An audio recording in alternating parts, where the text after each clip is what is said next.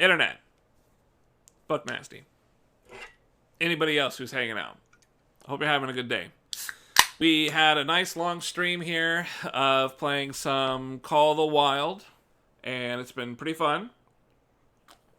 Just did a bunch of work, right? Had a on the job work this year. I think sometime this year, that's something we're going to be talking about, is when I actually got to go remote. Oh, that's going to be interesting. I wonder when that happened. That should be interesting. Hopefully we'll figure it out. But yeah, so Twitch, let's recap. So Twitch recap. This thing kicked in like a couple weeks ago. Most people got this out of the way. I like to save this kind of thing for a end of year sort of review, where I go through what I did all year long, the games we played, we kind of check them out, we rate them a little bit here and there. Yeah, basically, we look back on what we shat on. We look back at the trail of shit that we left behind throughout the entire year. Pretty fun stuff. I gotta be honest with you, though, I really remember very, very little about this year. Very little. And I mean, very little. I really don't remember much. I remember being extremely excited because I think this is the first year that I got the PlayStation 5, we got that at launch, which was at the end of last year. Could probably go into that a little bit about, transitioning and all the sorts of stuff. Obviously, COVID is still a huge thing. It's even worse today, apparently, because of all the stuff that's happening. We got new variants out there and all that shit. Yeah, man, it's been pretty messy. I personal life wise, like things have been actually pretty good. Like, I gotta be honest with you. If I look back to what happened to me this year, like outside of all this, right? It's been pretty good. You know what I want to do? I want to see if I can get rid of this white space is really hurting my eyes. Can I just yeah, there we go. Sorry, it was really, really quite piercing. I wish I had a better deal with my mouse. Maybe I can work a better deal with my mouse sometime. That might not be a bad idea. There we go. That's better. Yeah, so it's actually been pretty good personal wise. I got to go remote at some point this year, which was great. It's something that my workplace had been promising me for years, right? They came out like maybe 2 or 3 years ago. They said, hey, would you like to be on the night shift? I think it was even further than that, probably like 4 years maybe. They were like, you want to be on the night shift? And I'm like, yeah, hell yeah, I want to be on the night shift. And they were like, you get to go remote, you can play games all night, we don't care, you can do whatever you want. And I'm like, sweet. Never happened. They got me to the night shift, we worked the night shift, we evolved the night shift, and then it just never happened. It just never happened. They kept coming up with excuse after excuse after excuse. And then COVID happened. And a lot of people got to go remote.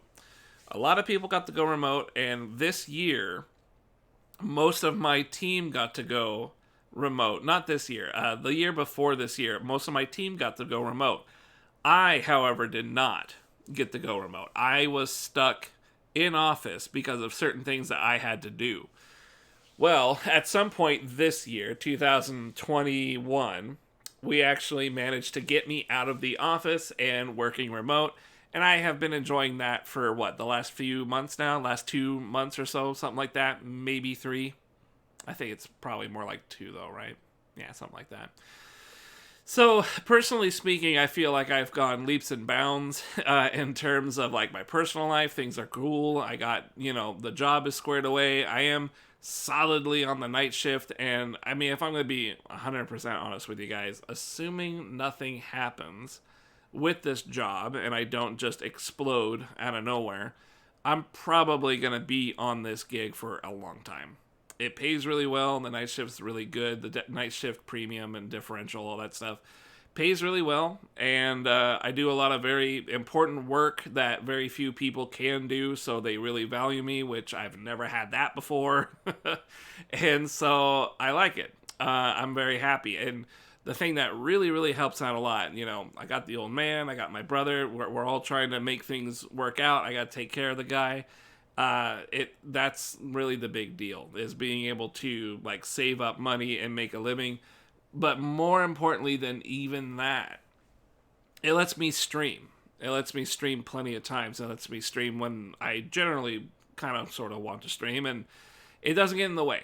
It's not a job that gets in the way. It is a tiring job because of the times I tend to wake up, go to sleep, kind of fucks me up, and it is work. So mentally, I'm exhausted a lot of the time. But I'm not like it was when I was working like a Walgreens a long time ago or anything like that. So I'm doing really good. It's a good year for progress on a lot of different fronts. I've managed to get to a nice position, and all that stuff. And so, stream-wise, you guys hopefully have been benefiting, especially recently, because there has been a lot of overtime that I've been throwing to you guys, helping out with the subs and stuff like that. So that's been actually really fun. Probably the funnest thing I've done this year is actually gift out subs to people and stuff like that, because you guys are the biggest primary reason why I enjoy streaming so much. If I didn't have you guys showing up at random, I would have less fun. And that's just it. The funnest times I have is when I got people in here. I still enjoy it regardless of how the viewership goes. It is just a hobby. It's not something I'm trying to break my back over, of course. But the fact that I work a job to keep my stream going, that's how I see it and that's how I enjoy it. And things have been really good. Even this year, I don't feel like we've particularly grown much this year. It's been very stagnant, but it's really been quite stagnant ever since, God, I don't know, a couple years now. It's been pretty normal. It's been pretty normal not to really do a whole lot, to gain a whole lot of an audience, is kind of what I'm saying. I think we'll kind of break that down as we go a little bit. Maybe we'll look at some things, but my impression of, channel growth, we probably did not go very far at all. It's pretty empty. I haven't really cracked any kind of a code in terms of how to get more viewership or get out there and exposure. I've done a few things here and there to kind of help, Twitter be more active in a public spaces, I guess you would say. A little bit on the marketing side, perhaps, if you really want to go that far. But it doesn't seem like any of that has bore much of any fruit. I'm still just a rando guy on Twitch. And while it doesn't really bother me a lot, like I said, it's the having viewers and being able to chat with people about video games or whatever the fuck else and shitting all over everything. That's the fun stuff. So the more I can have that, the more I would like it. That's always the goal. Sadly, this year, I don't think very much happened. I think it's just been another quiet year. And that's just kind of how it is. Until I figure out a better way to get people interested in checking out the channel, I think that's just kind of the natural course of things, really. So yeah, that's the channel growth side of it. Personally, I'm really good. Chat, I know you guys have been doing well, especially lately. It's the holidays. We got Christmas coming up, and everyone's always very happy. Birthday Christmas combo is usually the light of the year for me. This is always a good time. Everybody's in a good mood, and I don't know. It's a good time. It just seems like more positive energy kind of floats around this time of the year, so I like it. I better, because I have both Christmas and birthday on the same day, so I better really enjoy this time of the year, really. And, sometimes it snows, sometimes it doesn't. We had a little snow this time. They're saying that we're gonna get more snow sometime around the Christmas, so maybe next couple days. We'll see. That might be cool. But anyways, let's go ahead and move on to this Twitch recap. I don't really know what's in here. I kind of glazed it. You kind of glazed over it. Or is it grazed over it? I don't know which. I went over it with myself a couple weeks ago and promptly forgot what was on here. So we'll check it out. Twitch, let's recap. You did some awesome stuff. This is just generic whatever.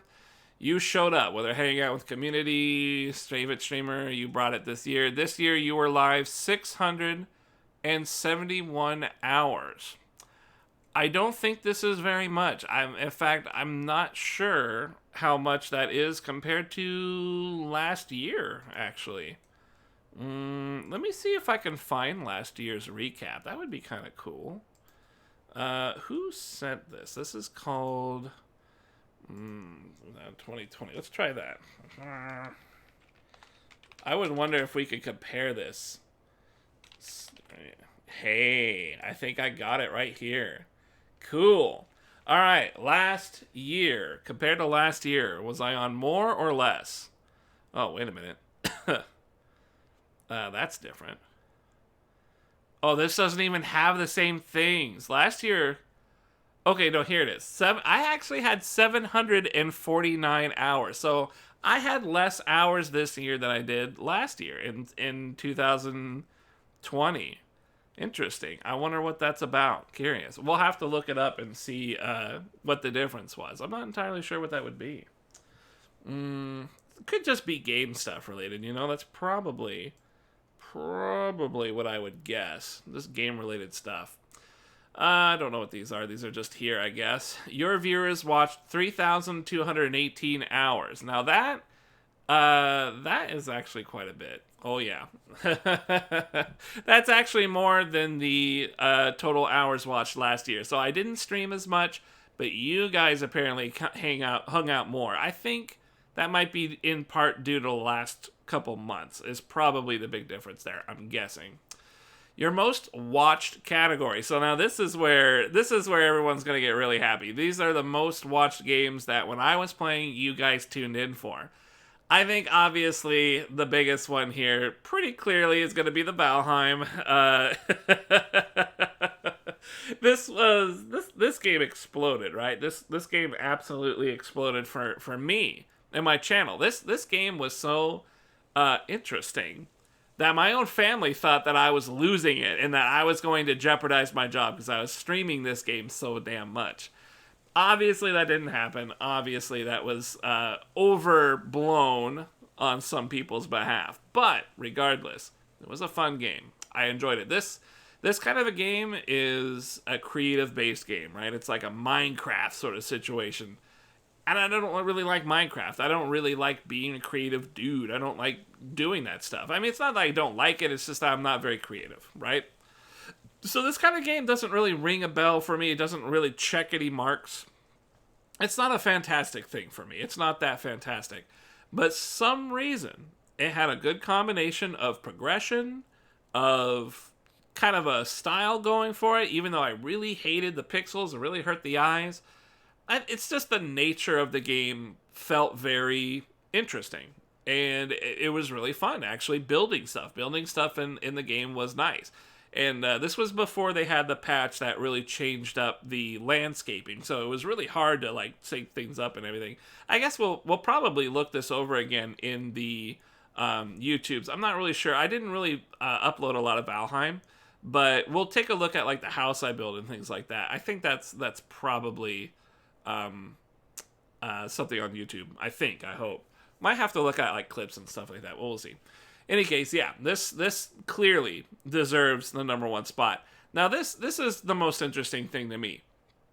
Diablo 2 Resurrected only came out like a month or so ago, right? This has not been out for long. And yet it is my second most watched game on stream. Very curious because Assassin's Creed Valhalla has, I believe, over 80 hours of play on my YouTube list. I believe it has over 80 hours. So this being my number one makes perfect sense. But I almost thought this would be my number one. And I hated the fact that this was going to be my number one. We'll talk more about it when we get there. Obviously, I have reviews for pretty much everything, but that's just how it is.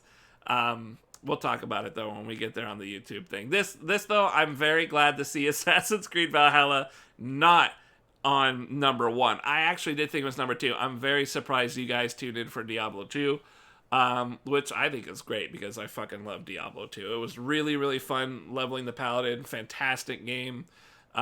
Yeah, I mean, what more is there to really say? I mean, we went through this not too long ago, so it's still on here. I can still go back and I'll probably do stuff with the Druid with you guys. It's that fun. It's just that fun of a game. Number 4 looks like Guilty Gear Strive, and 5 is Just Chatting. Just Chatting is a really nice catch-all for when I want to do shit like this, when I want to talk about issues or fighting game stuff. You know, I still love fighting games, obviously. Guilty Gear Strive is here. And it is curious that you guys watched quite a bit of Guilty Gear Strive, because I didn't play Guilty Gear Strive for all that much. It really was not a lot of hours for the game, but admittedly, it was like a solid month of play. So perhaps, kind of, sort of, the thing about this, and we'll touch on it later, is that I really like what fighting games do for me as a streamer. There's something that I can go back to and really work on and improve. It's different than these kind of games. You know, Valheim creating something was nice and addicting until I was done making it. Diablo 2 was really fun going through with my Zeal Paladin. Now it's not so fun because I've done the class and the build that I really loved as a kid. There's not a whole lot of appeal, you know? It's still such a good game that I'm okay going back, and I do enjoy the Druid. It's just my objective was done.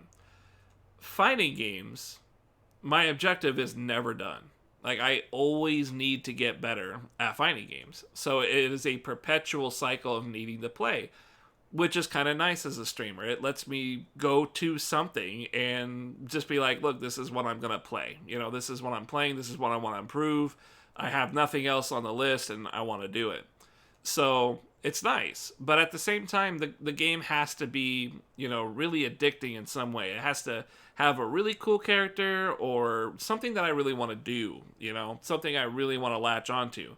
I think, unfortunately, Guilty Gear had that for a good solid month, but after that point, I started losing interest. My character wasn't as riveting as I felt she was, you know, Giovanna. Maybe we'll go over this a bit more later, but yeah, this is actually kind of surprising that it's on the list. Just chatting, I mean, yeah, I use this quite a bit just for chatting for shit like this or talking about whatever, so this is a great catch-all. I've actually been using this a lot more lately, and I'm actually kind of surprised it's not a little bit higher up, you know, at least Guilty Gear. I thought it would beat that out, to be honest with you, so kind of interesting. You guys really hung out. This is more hours than last year, so I don't know what to say. I guess you guys have just been tuning in more. It's either you guys have tuned in. I've tuned in less. I've streamed less, and you guys tuned in more. That tells me that you guys like hanging out. I guess you guys like the stream. So I really need to come up with more reasons to stream. I think is what it is. I need more hours. This is nothing for a whole year's worth of time. This is so irrelevant. It's so small, you know. I need to really put in more hours and give you guys an opportunity to hang out more and talk shit and all that stuff, and for me to get to do the same thing, you know. I think I'm in a good position now where I can start really racking in the hours because I'm working a job that lets me be remote, and I can slip in working remote and playing video games, and they don't care about that part, and so I leave the don't stream part out of it. You know, nobody knows I stream, which is great. That's how I want it to be. I don't want to worry anybody, and I don't want to bother anybody, so that's how I do it, you know. Pretty cool stuff. Interesting. You made some friends. You had a total of 31 unique followers, so I'm pretty certain that is going to actually... Yeah, oh my god. So I actually had 12 unique followers last year. So, yeah, that's... Wait a second. Your viewers watched. So I actually... Because this one has unique viewers, but this does not have unique viewers yet. Okay, 31 unique followers. I only had 12 last year. So I guess...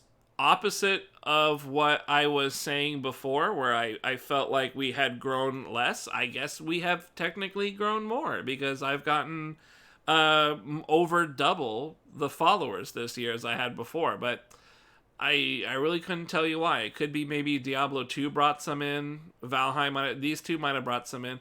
Guilty Gear could bring some in. Sometimes when I play fighting games, people like that. Like, the cool thing about fighting games is that I'm a scrub, but I'm willing to play a lot and get better. I'm willing to take the shit from stream or even dudes in game because I just don't care. You know, that's just part of how things work around here. I don't mind the shit talk.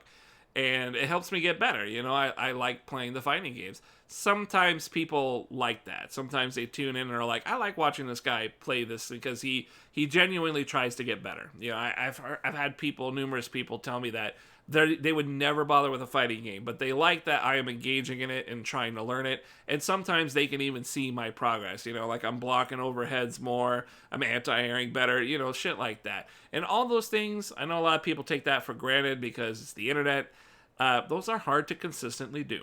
You're always balancing a lot of things. So even if you can just get some anti-air, you can just getting the motion input sometimes is like, you know, a bit of a journey on its own. So yeah, this is great. I feel very, nice that you guys grew up, that we got a little bit more growth on the channel this year. I don't know really what to attribute it to. I'm just kind of guessing maybe these two games here. I don't remember a lot of Valheim interaction, but these two games, I remember some people stopping by and really hanging out, so that was cool. Peak of 23 concurrent users. I guess that means people who are coming back and hanging out. This is a surprising number because the average of concurrent users I have had regularly is around the 4 or 5 viewer mark, according to my summaries that I get when I stream. This, I don't know if I have a concurrent user for last year. Let's see. Now, last year didn't really have quite the same stuff, apparently. Yeah, doesn't really say. It does say I have unique viewership. I wonder if that's going to look at anything. Yeah, I don't know. Yeah, we'll go over that later. The concurrent users. Yeah, I'm surprised it's 23. I'm surprised it's actually that high. I can tell you right now, I don't have 23 like subscribers or anything like that. So this is unexpectedly large. I don't know what that could be coming from. LOL was used in chat 1,921 times. This one's probably all Tulin. I think this motherfucker just does this shit all the time. That's pretty funny. Lothire's 2021 Twitch recap. There it is. Is this the wrong one? No, this is the right one. Okay. I kind of feel like this might be... Is this my personal one? Or is this my... No, this is streaming. So, originally when I looked at this... it had showed a different emote was number 1. I wonder what happened there.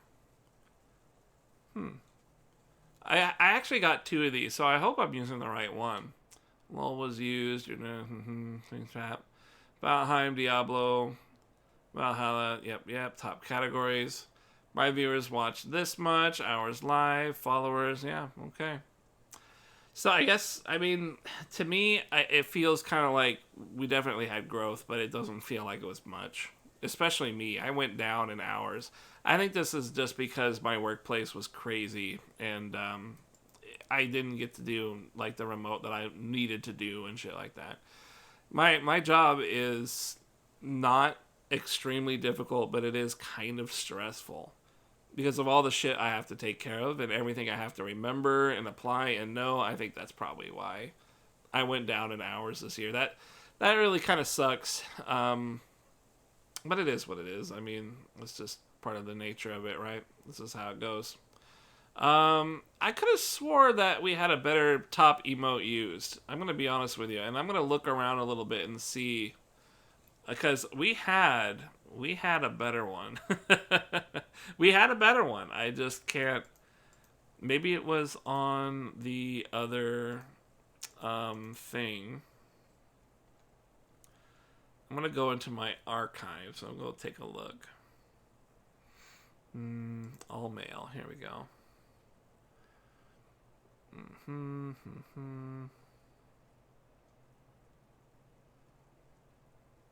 Is it really that time ago? Yeah, I guess it was. This is the streaming recap that we just looked at.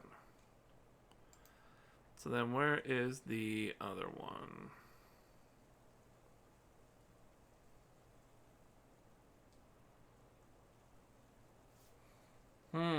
Where'd it go? Did I not get it? Because there's one that you get as, like, a stream person.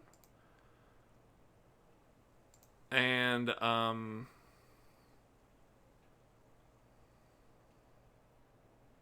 you get one as the person there. As the actual streamer.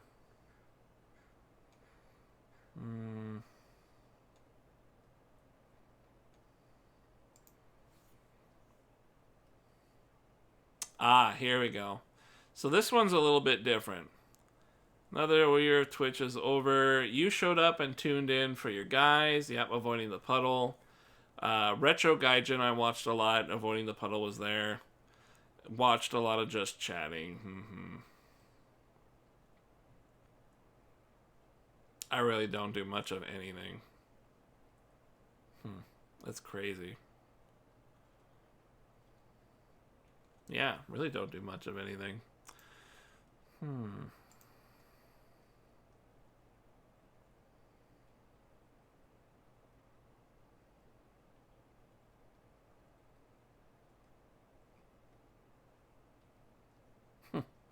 Well, I had gotten a message that said that the Lothire Strider was the most used emote in my chat by a lot. But I think maybe it was trying to say out of my emotes. It must have been out of my emotes because otherwise, I mean, we didn't have this one until like recently, right? This was a very recent one. So that's probably what it was. Lothire Strider. Otherwise, yeah, it's the lull, the kappa, the smile, the kappa with the Komodo hype, and good old Chowder. You guys really liked good old Chowder. We miss him around here, but his icon, his emote, is a very powerful and solid one. So, yeah, that's the recap, man. I mean, that looks pretty good. Cool. And I really appreciate you guys hanging out, like, that whole year and stuff. It's really fun. I like this stuff. It's really fun. I say it every time, every year, every day, basically. But I don't know what it is. It's just this interaction of, like, being able to kind of vomit out my thoughts while I'm playing games is really strangely therapeutic. At the same time, I also feel like a lot of places are kind of becoming more and more restrictive, right? And I don't just mean like Twitch or other channels. I mean, you go anywhere on the internet, we're really in the midst of the internet trying to root out the cause of toxicity and getting toxic behavior out the door, right? I'm all for it. But in the process of clamping down on something like that, it's going to mean that a lot of kind of gray area borderline people that don't mean any harm but are more real than others, they tend to get their heads chopped off too, right? So I've seen it myself, and I've seen it for years. That's partly why I thought streaming might be a good alternative for me. And yeah, I mean, it feels like it. I think it's a fun place to just hang out and be able to talk some shit. If you're like me and you just don't like forums anymore because, I don't know, there's a couple of assholes on there or something like that, great. But yeah, for me, I used to really like something awful years ago, but they become heavily modified. That the mods really took a bat to like a lot of things that used to be very, very normal, and I never really felt comfortable with that. I was like, I like this place for its open-ended comedic nature, but we just weren't really able to keep that going. I don't know. But that's partly why I jumped over here and did this, and, I'm pretty happy with it. Pretty happy with that indeed. So, we have checked out the recap. That's cool. Let's go hit up the YouTube. And let's see, did I save that? Yes, I did. Here we are. Okay. I actually had two things kind of bouncing here, so let me get rid of that, There we are. And I'm going to hide my bookmarks so you guys don't see all the porn that I like to have, because it's mine. I don't want you having it. It's all mine. There we go. Then we can do this. Haha. Now, I know the big problem here is that you can't see shit, Captain. I know that. Let's see. Let's go ahead and grab it like this. And plus. There we are. I'm going to make it real big. No, I'm going to make it big like that. There you go. So now you guys can see a little bit better. Having clicked around a little bit to see what's going on, it looks like Cyberpunk would have been December 26th, And then Assassin's Creed, I think, was just a few days after that, I believe. Yes, so December 28, 2020. Technically, Assassin's Creed Valhalla, Cyberpunk, they are not 2021 games. And I mean, the thing is like, I'm pretty sure we talked about them before, right? Cyberpunk, what's there to say? What's there to say about Cyberpunk? It was fucking a disaster. And even after all this time, like a full year out, this fucking thing is still, like, it's better. And I actually bought it for PC and ran around, shot some dudes. It's definitely better. But it's still just not living up to the potential a lot of people wanted it to. It really doesn't hit home with the cyberpunk feel. It's got a nice area, and it could kind of got a good atmosphere, right? It's got a good atmosphere. But what you do in the game and what you're looking for and stuff isn't really happening very easily. And whatever it is that you do decide to do, it's not going to happen smoothly, right? It's really quite clunky and buggy and all sorts of stuff. They've drastically improved it, but I still feel like there's a lack of direction when you're actually trying to do stuff. The game is way funner when you don't do the main story, which is kind of a lot like Oblivion in a way, but I felt like Oblivion still had a lot more going for it even then, you know? I don't really want to compare it to that because Oblivion was such a good game in a lot of ways. It's such a great game that its lacking main story was not really that big a deal, you know, especially the expansions and Shivering Xylates and stuff. Yeah. So Cyberpunk, we're going to leave that in last year. Assassin's Creed Valhalla, this one, I would like to talk about this one mostly because this is a game that I really played a lot of. I really enjoy Assassin's Creed games, you know, I'm into them. Let me see if I can find you guys something that's not quite spoiler. There you go. I like these games. These are cool games. They are interesting to me. And I enjoy the basic idea of Assassin's Creed. I do. I enjoy the basic idea, but I think for Assassin's Creed Valhalla, they're trying to make this formula work, right? They're trying to take what used to be Assassin's Creed, giving it hitboxes, you know, 2-hit animations, so you swing your weapon to hit. And I feel like in the process of that, they've never really nailed down the flavor of what Assassin's Creed is to me. This one in particular, in Odyssey, I felt like they actually had something going on. In this particular one, I feel like they've fallen back on their kind of rhetoric type of situation where they have a good game and then a bad and then a good and a bad. This Odyssey was a pretty damn good game. It felt really refined and good. This one, I feel like they didn't really evolve anything and maybe in some ways actually walked back on it. Combat-wise, gameplay-wise, like, it doesn't quite feel as impactful or as fulfilling as having played Odyssey before it. And there wasn't nearly enough, like, assassinating, there wasn't nearly enough, like, actually assassinating things, like animations and stuff like that, you know? I really like the canned animation stuff. That's what really is fun to me, like, doing shit like this, you know, getting those animations. That's the thing that really makes me enjoy this shit. And this one did not have much of any of it. Even Odyssey had more than this, you know? That's upsetting. I would have liked there to have been a lot more for me to do, you know, for me to look at and enjoy. The combat is fine the way it is. Like, I don't really like the changeover from what they had in the old series, but I can be cool with it. It's just the presentation, you know, the presentation of the combat in this one feels very, very dry. I don't even want to go back and do the DLC, which looks really cool because it's like in a Celtic area or some shit like that. Interesting. Like that's an interesting location. I would like to check it out, but I know that I would be bored. You know, I'd be bored with the way it plays and all this shit. So, Assassin's Creed Valhalla is also a game here that we have tons and tons of hours on. Like, this is 80, I'm pretty sure we had 80 plus by the time we got to the review part. Yeah. The first Assassin's Creed was great. Absolutely. I know a lot of people shat on the first Assassin's Creed, but it had a very special place for me. It felt like a game that had true promise and true potential, true promise, true potential. And it mostly realized that, with Assassin's Creed 2 and, Black Flag, that stuff was great. Black Sails, yeah, Assassin's Creed 4, you mean, right? I definitely played 4. I love that one.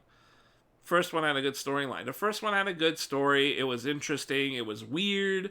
But that was pre-Aliens, Before they were like, oh, by the way, it's Aliens. It's like, what? Fast and the Furious. It is a pretty fair comparison. I still feel like there's mechanics that I really love about the series. And being able to climb and run around and do stuff like that, I like that. The extreme viability of being able to do that type of environmental interaction is really, really cool. I like it still. Even now, just the prospect of climbing, a tower to jump off and assassinate, two guys down below and then fist fight the rest or something. Back in the old games, you used to fist fight dudes on towers and stuff and rooftops. Like, I like that. It was really fun. It seems we've lost a lot of that in these newer ACs. And I feel like they've never really been able to get their foot back on solid ground. They've just been trying this and trying that. This is the new system now. This is what they're going to do. And then this particular Valhalla was really, really, really, really padded. And we're talking about a series that already had a lot of superficial padding in it to begin with. This one's got double your padding. Like, useless, pointless padding. And I think it was because they wanted to sell microtransactions, I think. There's like you could skip over things by buying certain stuff or something like that. That's what people were saying. You could skip over regions by like buying things and you're good to go. But then you wouldn't experience the story the way that it's supposed to play out, right? So I did the whole thing. I did the whole thing without doing any of the superficial, fluffy content stuff, and it was way too long. It was way too long. The main story just dragged on, and it was boring for the most part. Nothing was really going on. It seems like the series is getting further and further away from the stuff that's really interesting about it. And I like the historical setting still. I mean, that's still a really big draw. And the mechanics of flying around and jumping all over the place is really nice. It's just the combat needs to step it up. They need to step up combat, and it'd be nice if they brought the story back into focus. More assassins, more crusaders. It's really quite difficult to appreciate what they're doing these days because they just don't quite hit the mark with any of this stuff. Even like running around climbing stuff isn't as fun as it was in the old games. So 4 still reigns supreme, but that's Assassin's Creed. They've been doing this for a while, and it's gonna be a while yet until they get it right. I honestly believe this is a mediocre Assassin's Creed, and Odyssey was the good one. So oddly enough, that continues the trend of Origins being bad, Odyssey being good, Valhalla being bad. We're primed for a good one, right? This is how it's been going like consistently since they switched over to the new one. Even in the old one, it was like, good, bad, good, bad. So we're still on track. It's pretty great. Assassin's Creed Valhalla. We'll count this as 2021 just because it looks like I started it pretty close to the end there. This might have been a 2020 game, but I think when I picked it up and I went into it, this was the start. So, let's see here. Lothire talks intro to GG Strive Beta.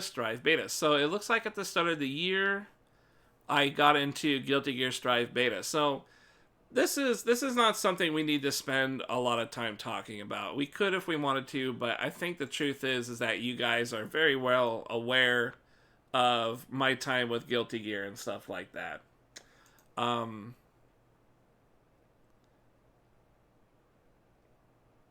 It looks like I'm reviewing the beta in this one. So this is actually, this is some triple trifecta shit. I got my camera back there, then I got the other camera on top of that camera, and now I'm me up in the corner. All right, fuck that shit. It's too confusing. There's a little too Matrix happening there. Let's Let's grab maybe this one here. That feels a little bit better. There we go. Only one of me now. So now this is really still just me talking about the beta, I guess. I'm introducing the whole thing. The thing that I really liked about Guilty Gear Strive, let's just pause it so I can think about it. I really have to reach back here. Guilty Gear Strive was supposed to be a really new breakthrough for Guilty Gear. It completely changed the way Guilty Gear was played from all the titles before it. In this game, in this version of Guilty Gear, they were trying to make it so that it is more approachable, so there was less overall mechanics, and they wanted to make it so it was a bit more of a grounded game than it was an air dasher. They largely succeeded in both of those regards. They made it simpler by removing a lot of mechanics, and there wasn't as much mobility in the air as there were in any of the previous Guilty Gears. So what they ended up making was kind of a, I suppose for maybe a lack of better terminology on this, I kind of want to say this is a Street Fighter version of a Guilty Gear game. It's kind of how I feel about it. There's a lot of back and forth in this game that's very satisfying, but you also have the ability to plant yourself on a guy after like a hard knockdown and take advantage of it. There are still some Guilty Gear isms that are in this title that I do like, but ultimately it is such a different experience from Xrd that it's hard to swallow Strive as being a logical continuation of Guilty Gear. It's a little bit difficult for me to do it. When the beta came out, we were confused because it was a delay-based, and everybody was really upset because we had believed rollback would be the way of the future. And then the beta, the first beta was forgotten, and another beta was done with complete rollback netcode, and in that respect, it really did become kind of like the savior of fighting games. You hear this a lot, where people are like, this is the fighting game that will save the genre, the community, the FGC. There is no one game that will do that. Not even Street Fighter 6 or, Tekken 8. Nothing will really, unify the FGC under one game banner, right? Just nothing will do that. But in regards to getting people excited, in regards to revitalizing interest, and just promising things that are very promising about fighting games that we all look forward to, rollback has definitely proven itself to be a valuable mechanic, a feature that is now being added to fighting games all over the place. This was not the first one to do it, but I believe this is the first one to do it correctly, with modern takes on the netcode, and is popular enough and is well known enough to be kind of considered a AAA title, but I'm pretty sure it's probably more AA. Arc System Works, I'm not really sure, but this is a popular enough title. It's popular enough. Anybody who ever played a fighting game heard about a Guilty Gear person once or twice. So it just made no surprise to me at all that when this game was announced to have rollback, it was going to be the biggest thing yet. It proved itself to actually do that, which is extremely surprising because, as we learned later, they apparently only sold about 500,000 copies of the game, which in the grand scope of video games is almost nothing. You've got all these titles that are selling for well into the millions, right? Well into millions. And this one is 500,000. Even in the fighting game group, even in that genre of fighting games, Mortal Kombat 11, I think, sold quite a few millions, right? Like, we're talking like Street Fighter, I think, managed to get up in a couple millions, and that one came out really, really poorly and then eventually improved. It's strange that this is considered such an incredibly impactful release to the world, and yet it only sold 500,000. It just didn't sell all that much. It's got to be much more by now, but at the same time, it probably isn't all that much more. And I don't really have an explanation other than, fighting games really are not super popular. And I don't think I think a lot of people who play fighting games understand the importance of rollback. I think they do. And this game really helps solidify that. So most of this year, when it came to fighting game stuff, I was hearing lots and lots and lots of talk about rollback. And then when this game dropped, it was proof. This was proof. Even though we had proof in numerous lower tier titles that were like not remakes, but they would redo older titles and shit like that.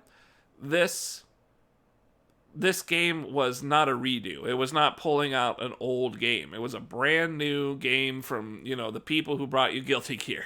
And so they really hyped it up, and it just was, a lot of people were very excited about it. I was very excited about it because I loved Xrd, and I really hated the network problem that we were having with delay-based netcode. It killed Xrd for me. It killed Mortal Kombat. It killed killed Tekken. It killed Tekken 7 for me. Like, not even the whole, power creep or bloat or whatever you want to call it that happened in Tekken 7 with Leroy and all that shit.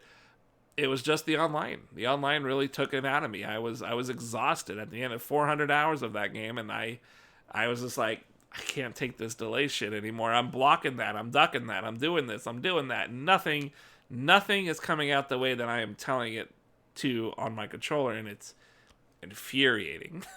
It's so infuriating. In a rollback system like this, you tell your controller what to do, it does it. Sometimes it might not do it exactly where you thought it would because maybe a rollback kicked in, maybe a delay kicked in because your connection is not very strong. That will still happen. But it happens significantly less. And not only that, most of the time it doesn't happen at all. Because it would rather roll back frames and keep your inputs genuine. So if you press the button here, that's what the game's going to take. It's just a matter of focus. Delay-based doesn't care what you did. It just delays the game. It doesn't care. It doesn't think. It just does it. But in a rollback situation, it will actually predict what button you're going to press and preserve the button that you're going to press. And then if you press it, it's perfect because it knew you're going to press that button and it lines it up exactly where you wanted it to go. If it ends up being like you didn't press that button and there's a bunch of delay and there's some fucked up shit going on, it will roll back things and stuff will look pretty bad because characters will jump and then instantly be on the floor and all sorts of dumb shit. Visually speaking, rollback really looks horrible. But it functions way, way, way better. And the act of having rollback there means that you get more people that you can connect with where it will not be horrible. You just have a bigger pool of people to connect with. So rollback is super good. It's super, super good. It's been good. We've had it in Killer Instinct. I said Mortal Kombat earlier. That was before they actually improved the netcode, which they did improve it quite a lot, and that also used rollback. Well, Mortal Kombat 11 has some really good netcode in it with rollback. Street Fighter V is a version of rollback that's done badly, sadly, but that's been out for years now, so it's never really even considered for the discussion. It's largely not even used anymore as a point of like, oh, rollback can suck. It's just at this point there has been so many rollback things that it is the future, and that's what it is. And Guilty Gear Strive embraced it. Before any other bigger titles embraced rollback, these guys did it. And they got their game out. It was rollback. The lobby system sucked. A number of other things sucked, like the Amazon servers that they had to purchase in order to start connections is trash, but that doesn't matter. When you actually get a match, it's perfectly solid and plays beautifully well. They eventually improved a lot of the other stuff, but I think even now still they have trouble with stations. You have to go to a station and queue up, and then somebody else will come to your station and challenge you. I think that's still a work in progress, I believe. They still have problems with it. But even so, a lot of that is just not a big deal. You go to a different station and eventually it will work. And yeah, I think fighting game players have generally accepted rollback as the new thing. You know, it is the normal. It's the new norm now. We need to have rollback. We're all living this COVID lifestyle. It fucking sucks. Let's just get this rollback shit going.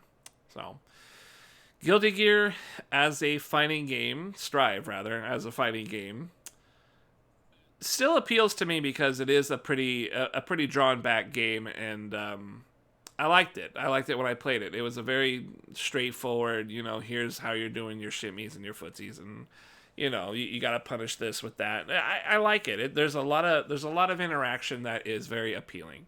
It's just that none of the characters stand out, and I can't do anything really, really cool anymore. Like, I used to do cool things, and now I don't really think they're so cool anymore.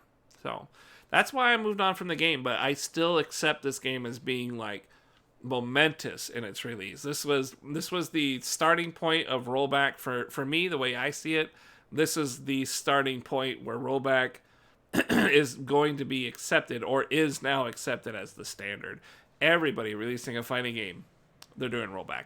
And I like to think it's because these guys paved the way. You know, they proved, there's a lot of people that really prove that it works. You know, there's a lot of old games, but this one is a modern game that proved it, and it's great. And we see it even today in, like, DNF. You know, the same guys are doing DNF. It's a different collaboration, but it's Arc System Works and all that. They're doing that Dungeon Fighters game I played the beta of, and they are doing rollback too, because this did so well. It does so well that people are complaining that Dragon Ball Fighter Z doesn't have rollback in it yet. You know, they're trying to have that happen. So it's a big impact, man. I liked the game a lot when I was playing it, but sadly, as a fighting game like that I want to come back to, I largely don't want to. And the other part of it too is that I have it on PlayStation 5, and I like it. It looks pretty. I have to use this guy for anything PlayStation 5 related. PS5 will not accept peripherals that are not this. It will not take the DualShock 4. So that's upsetting. I don't like this for fighting games. It doesn't feel very good at all. The D-pad, drastic go down. This D-pad does not feel good. But, yeah, I mean, there's a lot of reasons. I don't want to say it's just one thing. Obviously, I still watch Sajam. You know, I'll still watch Sajam playing shit, and I'm super happy about that. You know, he does a good job of showing the game off and all that shit. So, yeah, good stuff. Guilty Gear, cool. Start of the year, huh? I actually didn't think that was the start of the year. That's kind of interesting. I guess this was the beta, so this didn't even happen at the start. This was just the beta of it, and then it went on later on. Let's see. So it looks like I tried to play some Sackboy. If you guys remember, Sackboy was pretty whack. This was basically my attempt to try and go through some PlayStation 5 titles. So near the end of last year, right? Near the end of last year, I got a PlayStation 5. I got really excited because it was a launch PS5. Super rare, super hard to get, all that bullshit. And when I got it, I realized that, you know, I want to play everything on here that's available, much like I did when I got the PS4. So for the first, like, couple months of my stream, it really was just a PlayStation 5 stream. You know, that's all I was doing. And I definitely got my fill of the console. This is just one of the games for the console. I mean, I've played quite a few of them. I guess there's kind of two conversations here, right? How is the PS5 doing? How did it go? And this particular game specifically, right? I guess in regards to this specific game, it was actually really boring. I was interested at the start, but it really isn't as action-y, as platformy as I thought it would be. So it was a little too easy, I guess. You know, it's for kids. It's a kids game, so I can't fault it exactly. But yeah, I didn't really dig it the way that I was really hoping I would dig it. It was interesting, I guess, for like one or two streams, but then I was just like, okay, I'm good. You know, I got pretty tired of it pretty fast.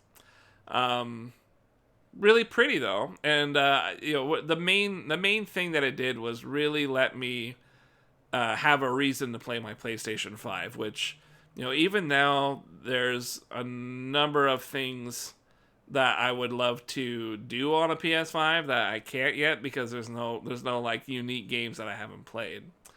But I really like the PS5. It really, that's what the problem is. You know, I like the PS5 a lot as like a console. It really is just the console that the PlayStation 4 should have been. So to me, it really is like we finally now have consoles that properly represent the generation that we should have been in for years now. So especially if you had a PC, it was like, yeah, you could really see the difference of consoles from last gen. So I don't know if I really want to get too deep into PlayStation 5 territory because I've talked about it a lot. You know, maybe at the end of the stream or something, or maybe it's part of a different stream. But the PlayStation 4 it really was not a fun console to me. I didn't like it. PlayStation 5 made up for that a lot. It really replaced it completely. It's a complete replacement of a PS4. You don't need a PS4 at all anymore. The PS5 will do everything. It'll do absolutely everything. As long as you get the CD-based version, it's good to go. You can start to get them now. People have gotten them. Buck Nasty, I know you gotten them. You managed to get your hands on a PS5 not all that long ago, so that's pretty good proof that you can get one if you want one. You can't get a graphics card. You definitely can't do that. But you can get a PS5. So it's worth it. I think it's worth it. If you like video games at all and you don't want to wait for PCs to be, you know, normal and affordable, get a PS5. It works out okay. It's very fun. I like it. It's and everything looks really good, you know. Demon's Souls was easily the best one so far on this one. I didn't even like Demon's Souls. You know what? I take that back. Demon's Souls was really, really good. Spider-Man was better. The Spider-Man game was better than Demon's Souls. I'm sorry to say, but in my opinion, yeah. We explored a lot of that at the end of last year, so it's not technically a this year thing, but obviously this is what I played this year. I think it came out at around that time, so we can include it in our little, you know, year-end review. Plus, it really shows, you know, this is what I was kind of trying to do at that part of the year, you know, at the start. So, yeah, Sackboy, and then we have a little bit of Valheim. So, Valheim, this is actually not gameplay of Valheim. This is some shit that I was talking about. Nothing to really worry about. Valheim, as I was talking in our little review, this is not something I threw to YouTube because it was such a long deal. You know, it was a really, really long game. I just didn't really care to throw every, you know, YouTube thing, every because you saw how it got crazy with Assassin's Creed. Like, I got this huge fucking wall of Assassin's Creed here, you know, like I wanted to avoid that. It was too much shit. It looks like I did an end of year cap with the Assassin's Creed. That's interesting. Yeah. So Valheim, I mean, what's more is there to say? I mean, we kind of talked about it earlier. It was fun. I liked it. I had a lot of fun. I built a lot of stuff. Brother got in on it. The brother built some stuff. We had a good time. It was very fun. It's a shame that the updates were really slow, but you know, other than that, it's still a good game. It was worth it. It was fun to play in. I was thinking about going back and doing it again because they renovated. They changed the way that the mechanics work for landscaping, so it's like way easier now to manipulate the land. That'd be cool. I guess maybe I don't have a video or something that shows off the cool house that we built. That would be nice. If we find it later on, we'll go check it out. We got more Sackboy. Valheim final boss review. Okay. Yeah, you know what? I think we did have a little bit of a review on this. We'll skip the final boss for people that don't want to see that. I thought I did a video where I showed off my house, but maybe we didn't do that. Yeah, me and the Lothire, we're talking about this one. He helped out. He helped a lot building the house. You know, it's one of those things where it's like it's not a It's not easy. For me, it's not easy. A lot of this house came in as an accident. You know, I just was building shit without real forethought, and obviously it shows. But that was the fun part about it, is being creative in that way, just coming up with random shit and making it a thing. So, very fun Valheim. Very cool. Made the dragon house. It was cool. I wish I had a video that better showed off the exterior, but I guess you get a good idea of the interior with this here. You can kind of see how we had it labeled out and stuff, and got all the good stuff. Let's see. We have Returnal. Wow. I flushed this one pretty fast. I think this was a Game of the Year game, right? This was some kind of Game of the Year deal. Or Game Awards. I guess Game Awards really liked this one. This game was a hard pitch for me. I did not dig the roguelike mechanics. I didn't dig it. But shooting felt pretty good. So I kept it around a little bit. And I guess really that was about it. The story was just nothing to me. I got kind of upset at the mechanics a little bit because like melee attacks were weird feeling and stuff like that. Enemies would just kind of pop out of nowhere, or they shoot you out of nowhere. It was really odd. It was odd. I don't want to say it was exactly frustrating, but I guess it kind of was. In the way, especially if you complete the level and then you die, you have to like go through the level to get to the portal to get to the next area, and I didn't like that. Repeating stuff is really, really a tough sell for me. So roguelikes are tough. Hades managed to do it because it had such a neat kind of gambling system to it that was pretty fun, and you could make some things that actually made you feel pretty damn powerful until you got to your dad, and then your dad would kill you. So I liked that. That was fun. But in this one, really felt more like a proper roguelike or something like that. It didn't even feel light on it. It was really, really easy to get beat up and die in this game, I guess. And then you have to run back and do it all over again. And I was just like, that's not very fun. That's not very fun. Ultimately, I didn't really like this one. I did not like this game at all. Not at all, but I just didn't like it. I eventually just moved on. It was another PS5 game that I was like, all right, PS5 catalog, and yeah. I sort of knew I wasn't going to like it when I saw it and when I picked it up, and I was like, this looks kind of shitty. I did eventually later get spoiled on the story after I dropped it and realized, yeah, this shit's stupid. So I'm actually, in a lot of ways, I'm glad I just didn't bother with it. I know a lot of people do like the game. I don't like it. I'm just not a fan. So that's Returnal. This is Lothire's YouTube. What is this? What is this from? Oh, this is from Returnal. Okay. Played a little Sonic. I remember doing that. Yeah, that was fun. Got no inertia. I guess this is a clip. We don't want to get too crazy with these, but... Those fucking buttons, man. Yeah, that was pretty good.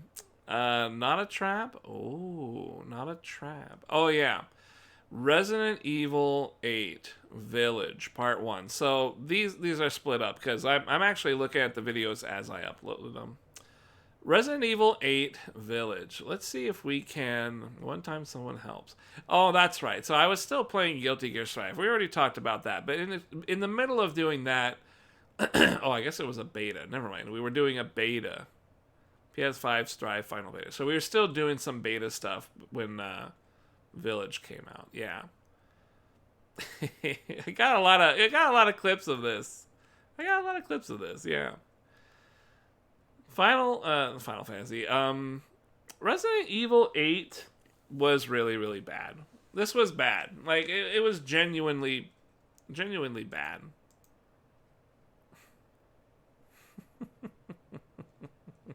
I do like the clip. It is a pretty good clip. I'll turn it up a little bit for you guys.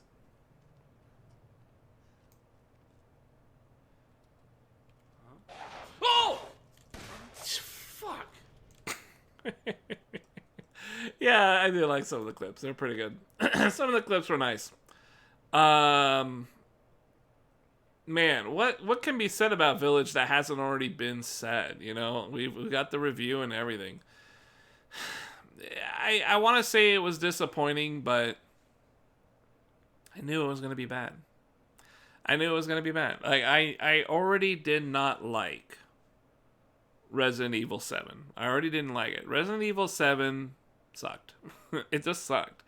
So, I don't know. I mean, when Resident Evil 8 came out, like, everybody liked 7, like, quite a lot. You know, Jack Baker or whatever, and it was like, cool. It was a neat idea, and it was presented okay, but ultimately, it was sort of like, blah, blah, blah, whatever. To me, it was just like, blah, blah, blah, whatever. Mudmen, or whatever. Fucking mold. I didn't care. It didn't really feel particularly good to shoot things. It was extremely obvious that the game was a VR game, and that's it. It was meant to be a VR experience, and that's it. And that's what it felt like. It just felt like a VR roller coaster, and I didn't care. I just didn't care. And then when 8 came out, it was like, oh, VR is kind of dying. Nobody really cares about VR naturally. But let's do another VR-like game anyway. So it's like, okay, great. Obviously, the Big Mommy was the thing everybody really wanted. That's like probably the only thing people really remember about the damn thing. Because there is a lot of porn of her. Even though I was more into the daughters. Yeah, that is what it is. I really just don't know what else to say. Resident Evil as a series has struggled.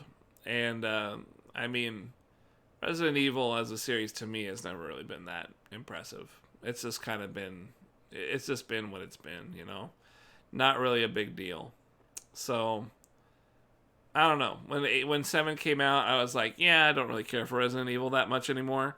And then 8 came out. So you can imagine I really, really wasn't into it that much. But we got through it. You know, it was just one of those games to get through. And that was that. It wasn't even all right. It was just, it had a couple of clip-worthy moments, I guess. I had a minor baby rage, you know. Fucking, sometimes the mechanics just, they're just not there for you when you want them. You know what I mean? It's kind of fucked up.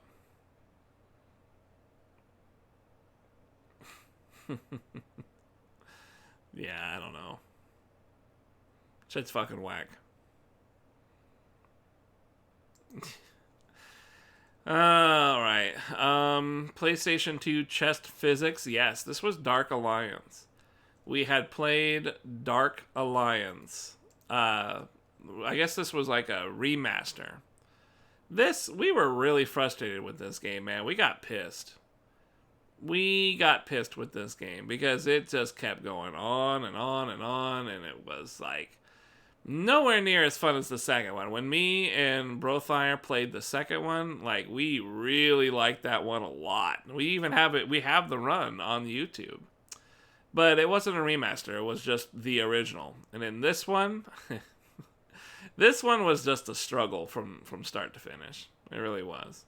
It was cool that we got through it and we beat it, but yeah, the second one was definitely more our jam. Still, it was cool to kind of go back and play something. I remember this little lizard guy. This is probably my favorite clip that we ever made. What are you doing? Oh, don't gyrate like that sexually. Damn, you see him? He sexually gyrated his booty. He's like, I got this dwarf. He's gonna twerk on you. He was fucking trying to twerk. I'm gonna twerk on this dwarf while I throw it over. I think I actually, I edited this one.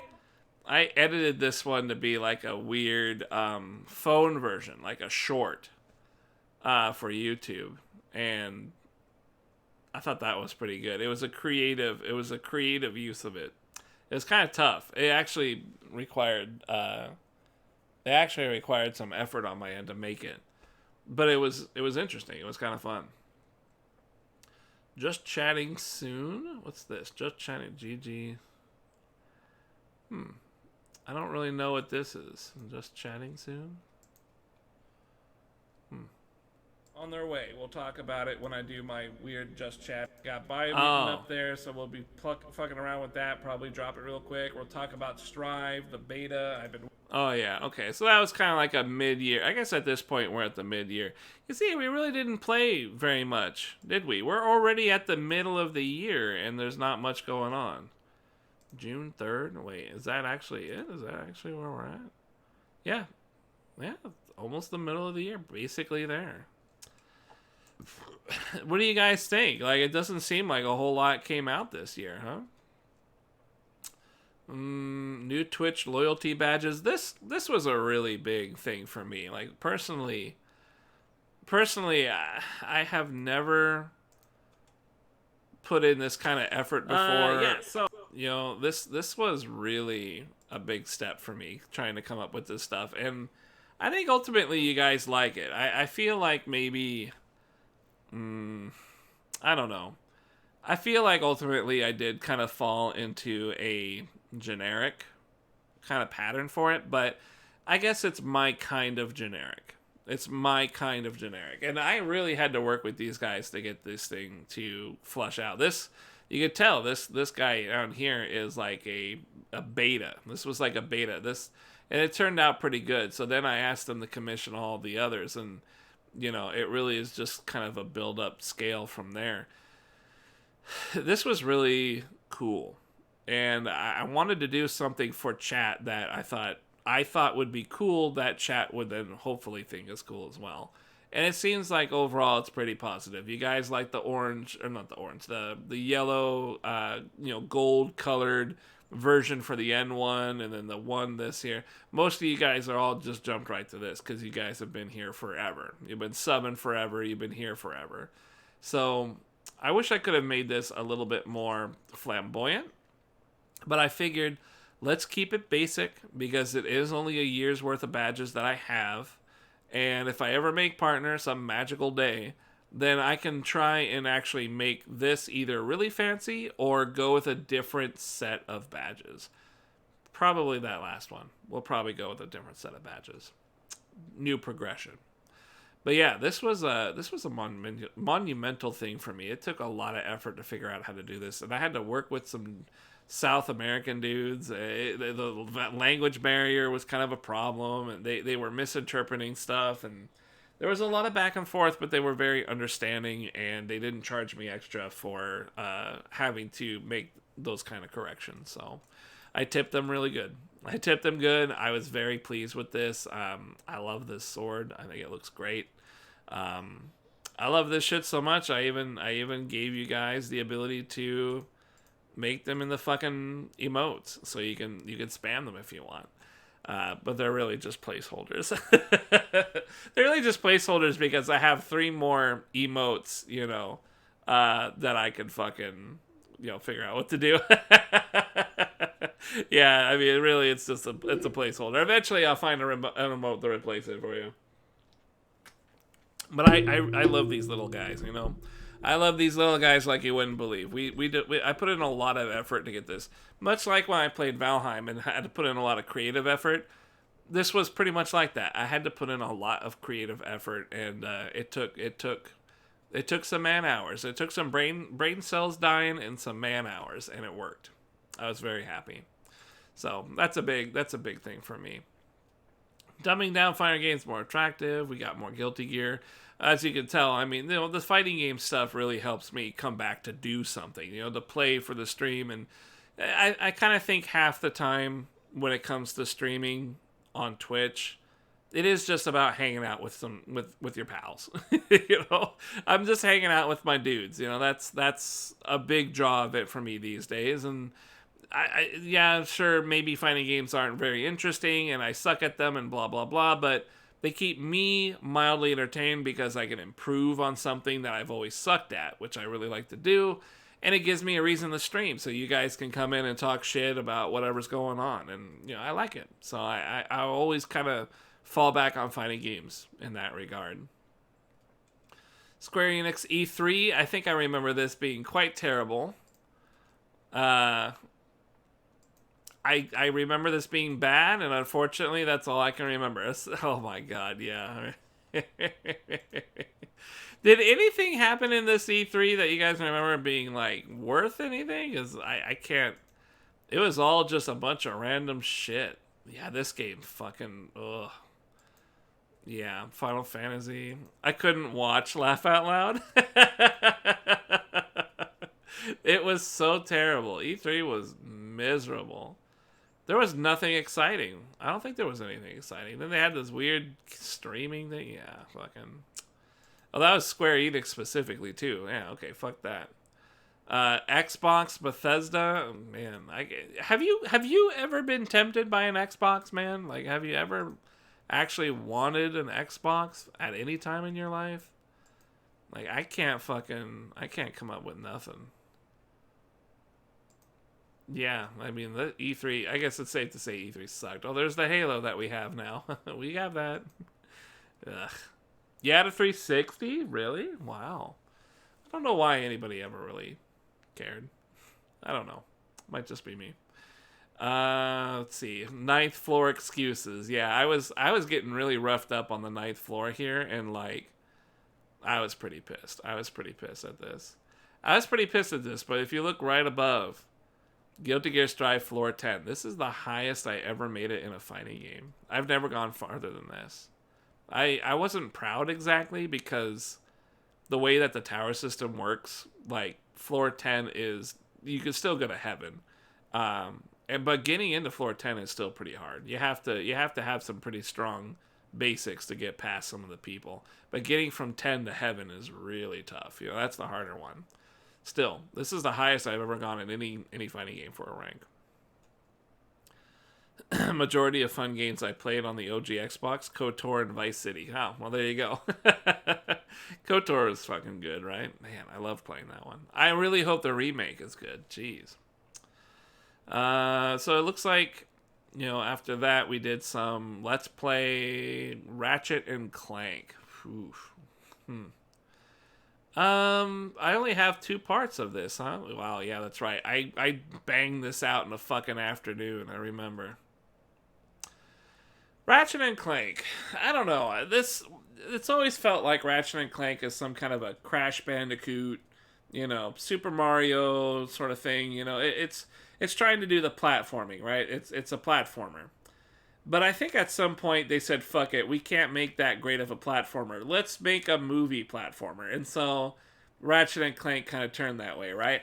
I never really got into Ratchet and Clank, the older ones. I never really got into them. I played them a few times. They had some cool guns.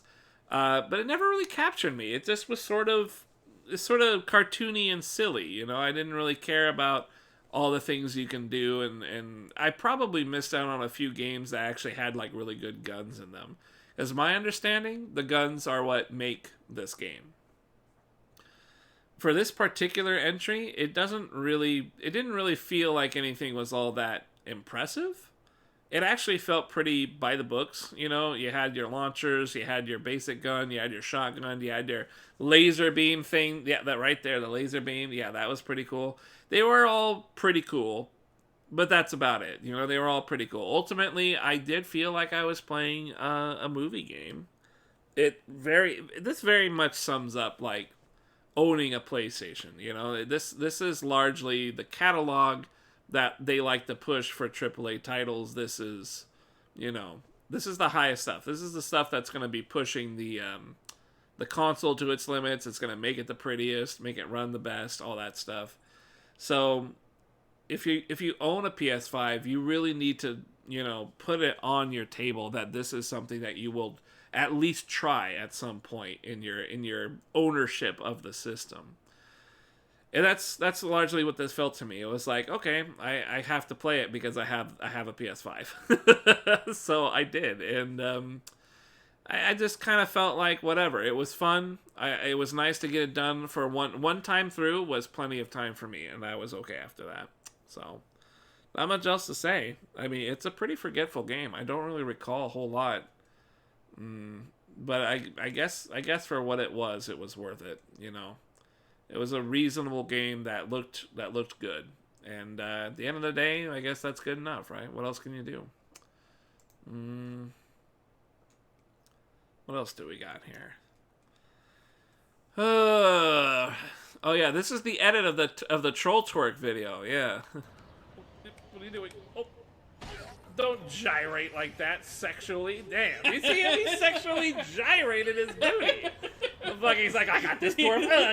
He's gonna twerk on you. He was fucking trying to twerk. I'm gonna twerk on this dwarf while I throw it around.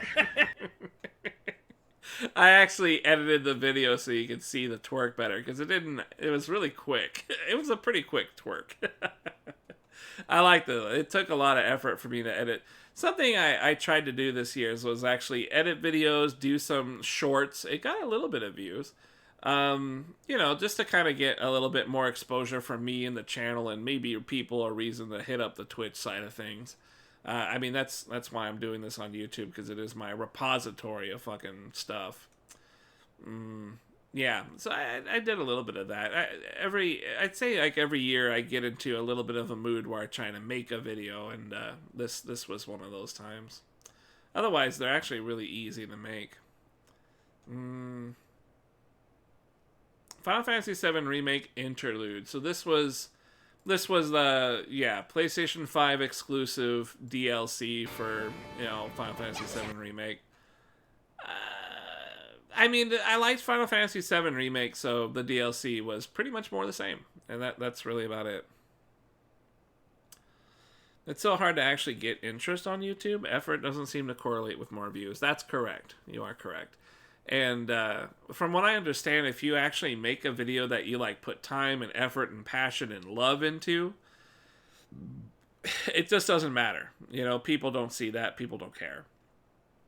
It seems like what you have to do is just find the videos that people do seem to be attracted to. So I guess now it's just TikTok videos. And then you can make the stuff that you actually love, and the people who are used to your content will then check out that one thing that you actually like. But it will never be as popular as the stuff that, built your channel. Yeah, it's weird. I hear Maximilian talk about this shit all the time. He always points out, right now the meta of... You notice how they got rid of the dislike button, right? Or the count. You can only see a dislike. I dislike this. They got rid of the count. They're going to get rid of the button entirely, supposedly. Maximilian has talked about how they're getting away from metrics like that, and they're trying to encourage more engagement. They want more people to either comment down here, or click on this stuff here, or click on this stuff here, or at the end of the video when it shows videos like that, to click on those videos. Apparently that shit is like the new YouTube focus is doing stuff like that. So, yeah, I don't know. YouTube is tough. I don't know how you build an audience with YouTube. I don't know how you ever did, though. So it's not really a new thing. It's just is what it is.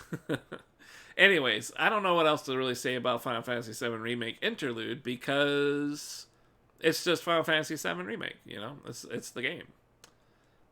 It was fun. I liked it a lot, but I also liked the original game a lot.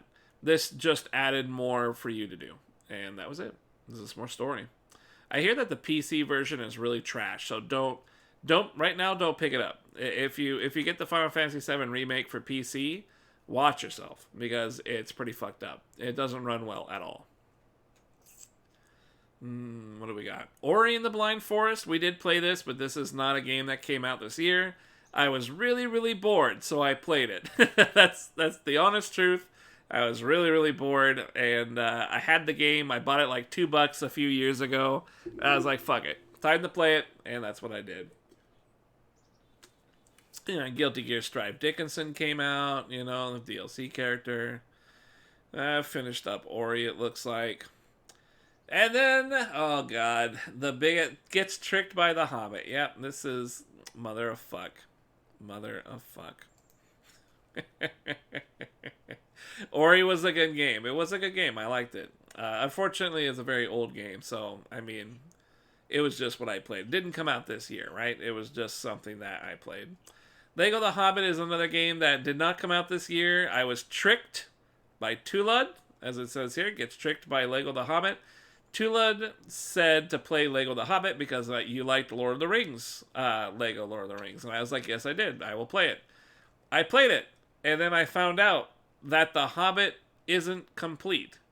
The Lego The Hobbit will never be completed. For some reason, there is a technical law that prevents the Lego people from making the third movie, or turning the third movie into a Lego game. So we are forever cockblocked for the ending of Lego The Hobbit. It only does one Hobbit and two Hobbit. There is not a final section of Lego The Hobbit. We will never get it, and it will never happen. So that sucked. That was really. I'm still a bit upset over that. But yeah, you know, that's just how it was. Tulug got me. Not a game of this year though. I'm gonna wipe it off. Ghost of Tsushima DLC. Now this is not a game of this year. That is true, but although that is true, this was a complete remaster for the PS5. It was like wildly improved, and it looked good, and you name it, all that shit. It really did look good. This game looked fucking really good, and it played pretty much how you would want it to play, right? It was nice. Why is it all glitchy here? That's weird.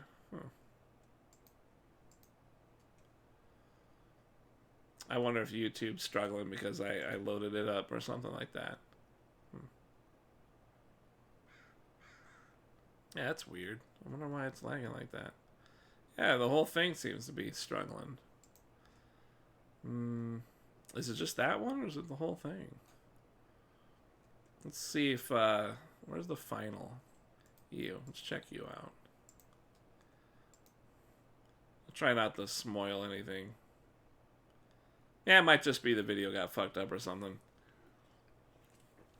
I guess we really can't count this because it's not of this year, but it kind of was, right? Director's Cut / DLC was of this year. I really liked it. This was a great game. There's not much more to really say about it. If you got a PS5, you have to play this game. There's just nothing else to it. It's really, really fun. Yeah, it's pretty repetitive because it's an Assassin's Creed style game. Where you can't climb anything, which admittedly is probably one of the faults that I found with the game, is that I just couldn't climb all the shit that I wanted to climb. Still, it was a fun game. I liked it a lot. Looked very pretty on 4K resolution and 60 FPS or whatever it was. Really good. DLC was more of the main game, so it worked out. It was very cool. Again, didn't come out this year, but it was good DLC. I liked it. PS5 Diablo 2 visual modes. Yeah, when Diablo 2 was first coming out, you can't zoom in on a PS5. On a console, you have to use the preset zoom ins. But on PC, you can use your mouse wheel and zoom in way closer, or you could set your own zoom level the way you want. In PS5, you couldn't really technically zoom in. You could just like change the resolution scaling a little bit or something like that. It just could like bring the camera closer, but not technically zoom in. You had to have PC. So I made a little video explaining that because it was fucked up. Gamescom main event. I don't remember anything from this, so I don't remember anything being good. This year. That's kind of the takeaway.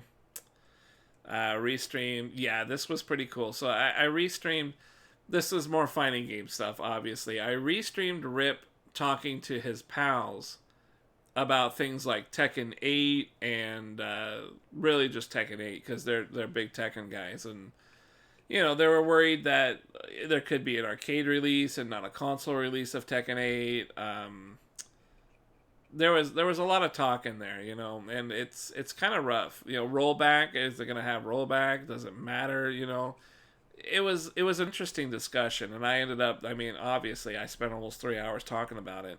I like this little bit that I did. This was really cool. I enjoyed it a lot. Rip sharing his shit like this was really, really nice of him, and letting me kind of air out my own thoughts by using his stuff as a platform to kind of think and mule it all over. It was great. I really appreciated him letting me do this. I guess it's not a game though, so it doesn't really. It was cool talk though. I really like this one. Finding game stuff. PlayStation Showcase. I mean, it's PlayStation. I just don't think there was much to really glean from that.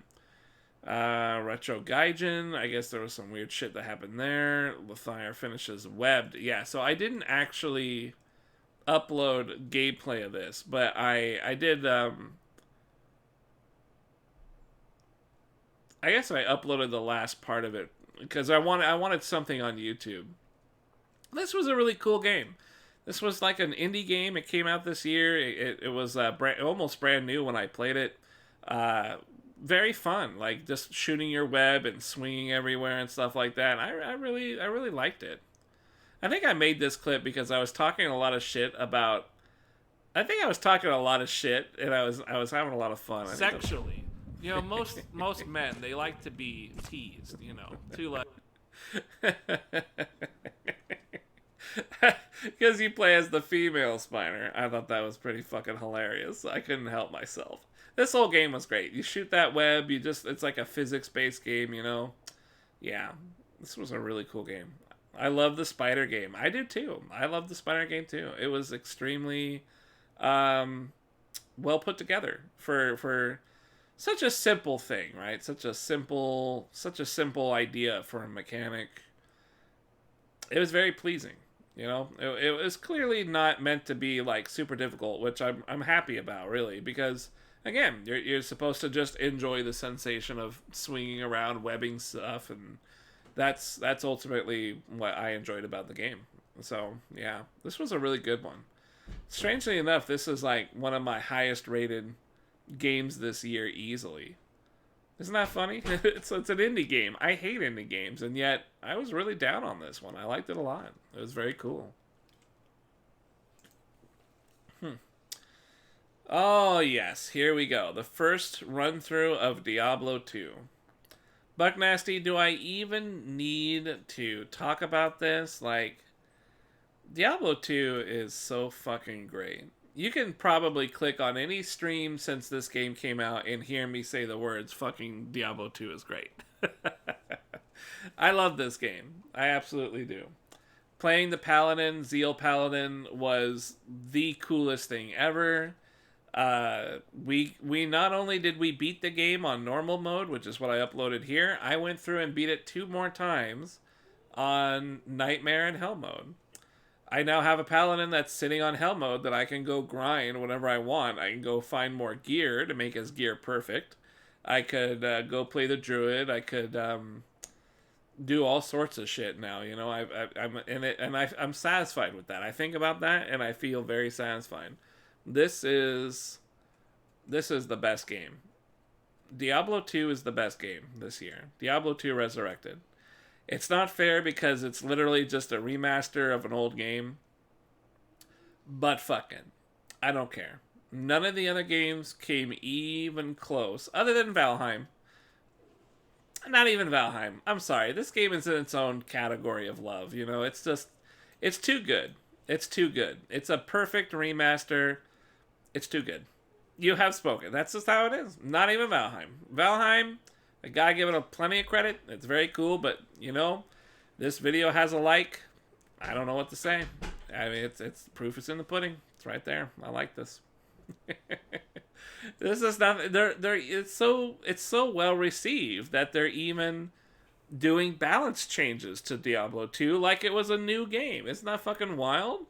Damn. Speaking of wild, what up? But hey, behind the desk, stay right fucking there. Don't you fucking move a goddamn muscle. You hear me? You hear me? Don't fucking move. Don't fucking move. There we go. All right, you can move now. Give it a second. There you go. I've been meaning to do that for a long time. Behind the desk is a dude that has been here for so long. But the poor guy has a life and probably fucks multiple bitches every day. He cannot take the time to hang out at the weird, bizarre hours that I stream. So when a behind the desk pops up, he's like a rare, shiny Pokemon, right? He's like a fucking shiny Bidoof. And so I want to give him a sub because I've been giving people subs lately. Why are you rich as AF? I'm rich because I've been working so much overtime. And working overtime means that I get a little bit of extra play money and I'm playing with you. I'm going to use it to play with you guys with. That's what I'm going to do. No. As soon as we started, it's your idea, Buck Nasty. You were the guy that's like, hey, you should throw out some gifted subs because you got all this money. And I was just like, yeah, you know, that's actually a good idea. Why don't I give back to the people that make my stream so fun, you know? Yeah, hell yeah. Behind the Desk has been here for centuries.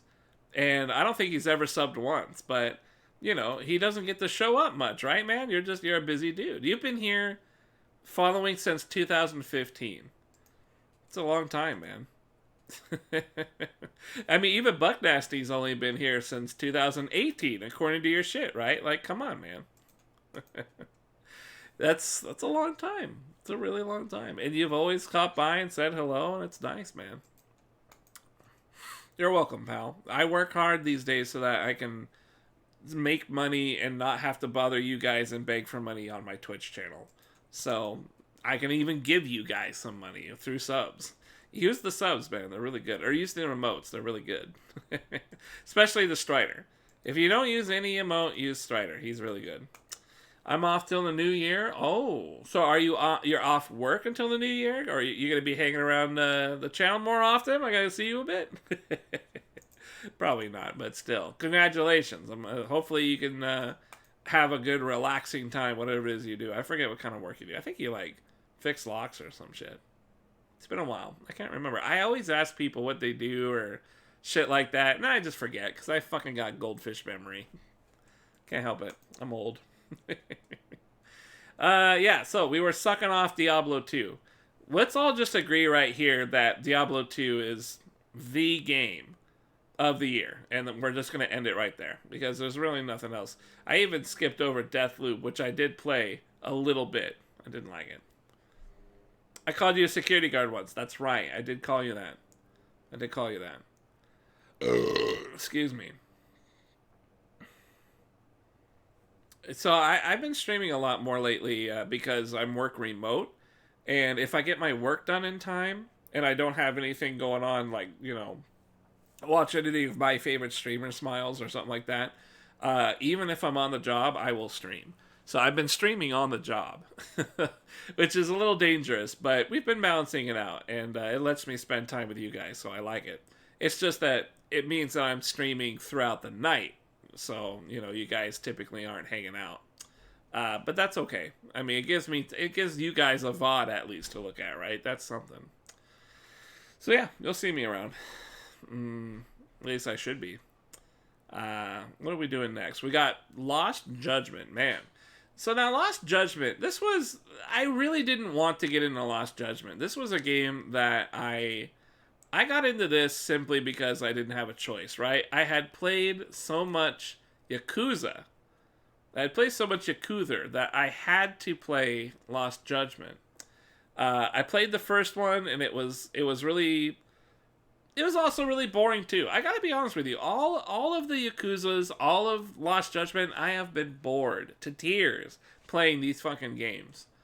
But for some reason I played them. I don't remember anymore. I thought Croker told me to play it once, Yakuza, and I kinda liked it because of the brawling mechanics. And then Lost Judgment came out and the brawling mechanics were like not really a whole lot better. You know, it kind of felt like none of the series has like improved on the combat. To me, it feels like none of the combat in any of Yakuza or Lost Judgment got improved. It just was like side improvements, if even improvements. They were like side changes, you know, really whack stuff. So playing Lost Judgment, I was hoping there would be more combat, better combat. It really wasn't. It was just more the same. It's just Korean soap operas. That's all these things are. But this is the last one of this type of game. The studio that made this game, that did this stuff, they've lost all their people. So it's basically a brand new studio now. So this will be the last time we see this style of Yakuza. From here on out, it's going to be something else. Probably Like a Dragon, right? Like a Dragon is like an RPG or something. Not much more to say. If you've ever played a Yakuza, we've played this, and this is not Game of the Year. I love the martial arts. I love the snake moves. Can I find some fights in here? I don't think I can. I think there's too much... Yeah, I don't think I can find some fights in here. I really like the combat animations, but that's it. You know, fucking snake stance, not killing a guy's in snake stance. You actually like make them pass out. You threaten to kill them and they fucking pass out. You do this funny kicks like that are hilarious, you know.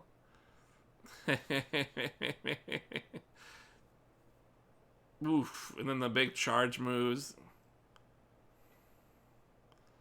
I was just trying to clear the room with the crane.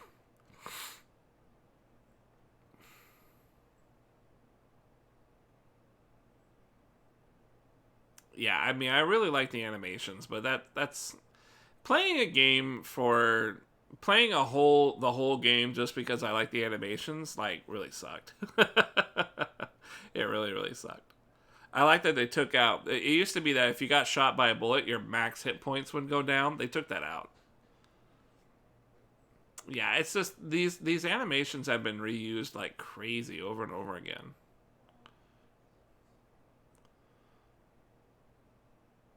Yeah, I like the snake form. The snake form has some really cool shit that you can do when you're beefed up. And it looks really good. It's the most Jackie Chan looking form. I think that's why I liked it. You know, the martial arts stuff, it looks good, right? The way his jacket fucking flips out. It looks good. The martial arts part of it, that's what keeps getting me. I love the martial arts. Like, it's something that I am always about. If you can get me, if you can render some martial arts, you've got me. Like, I'm interested. I want to play it. I want to check it out. I want to get in it.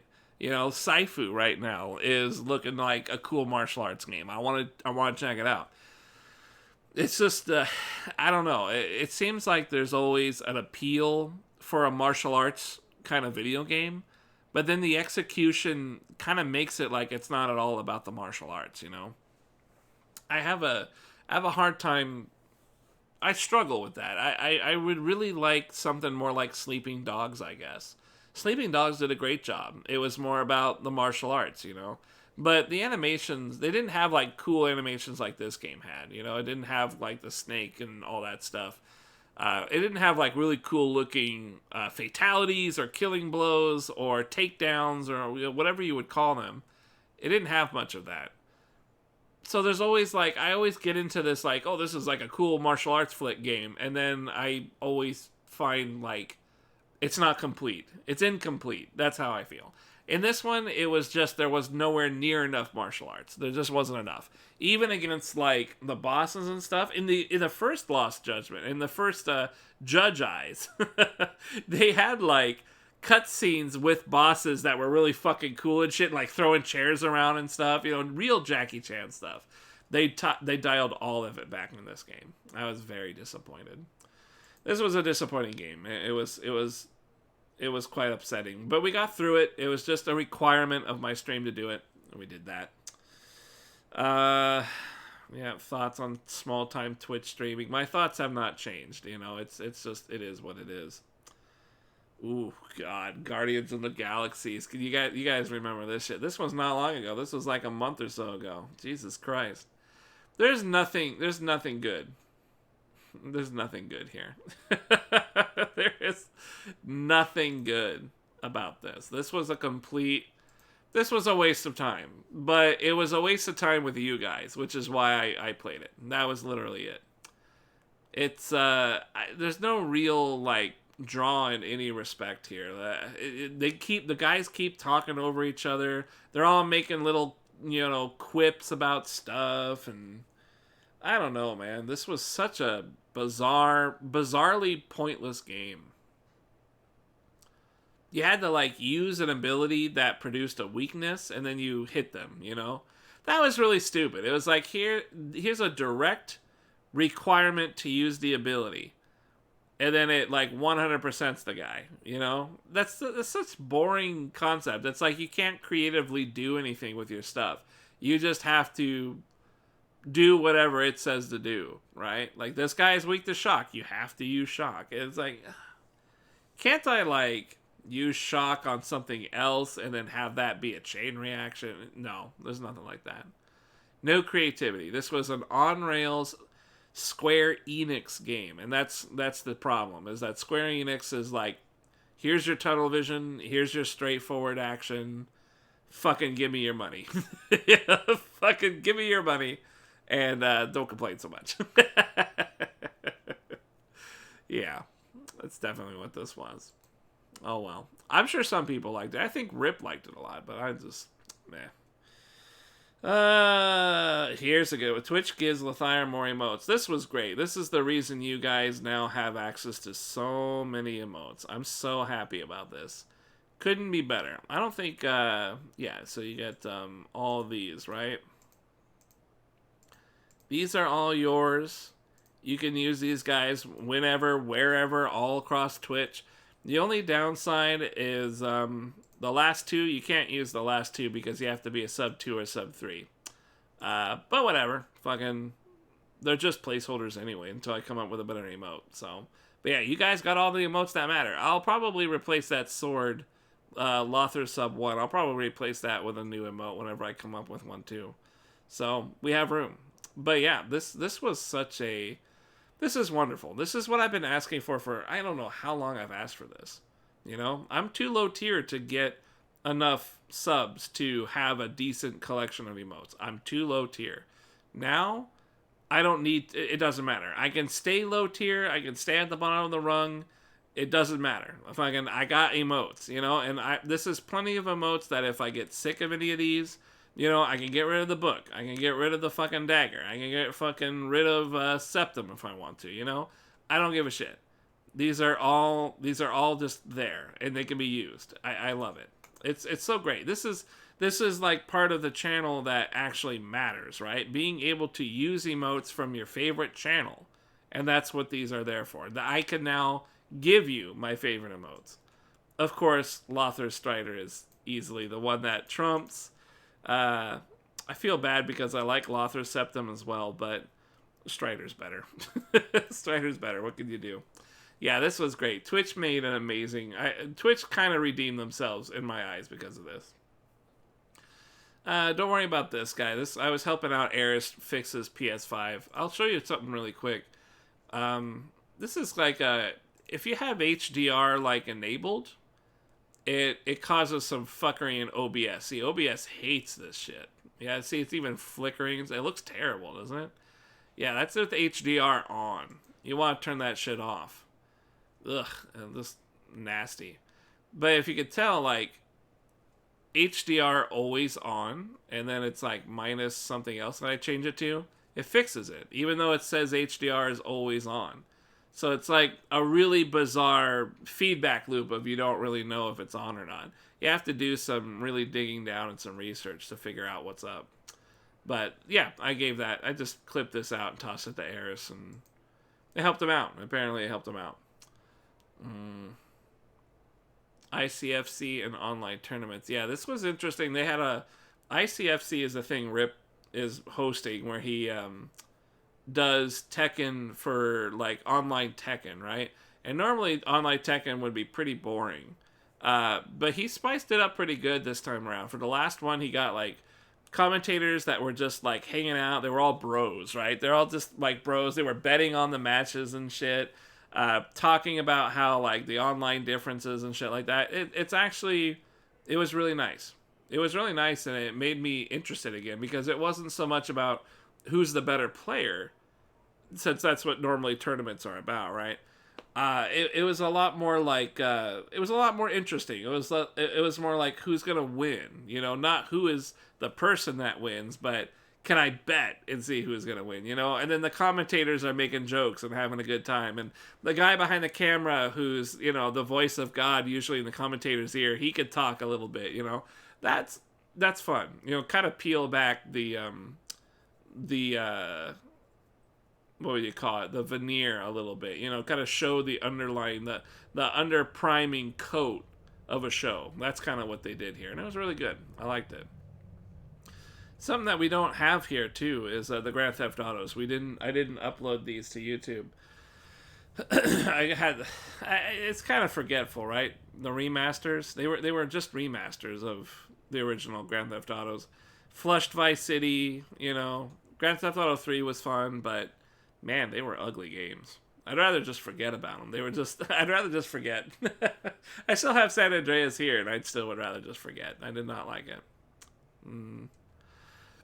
Of course, we got the Matrix. By the way, did you guys watch the Matrix yet? I already watched it. I watched it last night with my pal, HBO Max. This was a nice tech demo. I mean, there's nothing really to talk about because it's just a tech demo. It's not a game. It was cool to show. It was really cool to see some of the stuff. It's just I want to see a real, fully flushed out game. You know, I don't want to see something that's all gussied up E3 trailer shit. You know, I want to see a real thing. And this is just something they slammed together for whatever reason. Yeah, it's not really a game, so I can't really review it that well, right? This, of course, we all know what this is about. This is our favorite game recently. I've been playing the fucking shit out of this game. Woo!